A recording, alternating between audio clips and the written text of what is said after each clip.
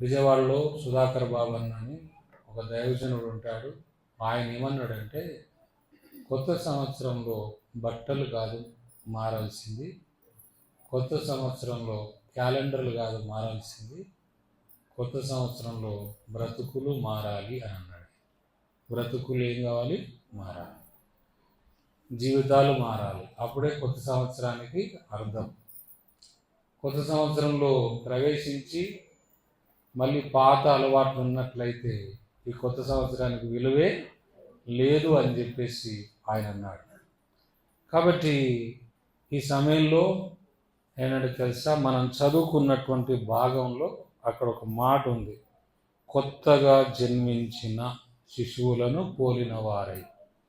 కొత్తగా జన్మించిన శిశువులను పోలిన వారై అనే మాట మనం చదువుతున్నాం. వినండి. అట్లయితే మొదటి 3 మాటలు ఉన్నాయి.